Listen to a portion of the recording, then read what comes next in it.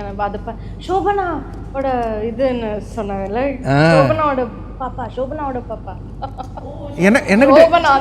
எனக்கிட்டே வந்து நிறைய பேர் கேட்டிருக்காங்க, அந்த குழந்தை அவங்க குழந்தையா அப்படின்னாங்க. நான் ஆமான்றுவேன்.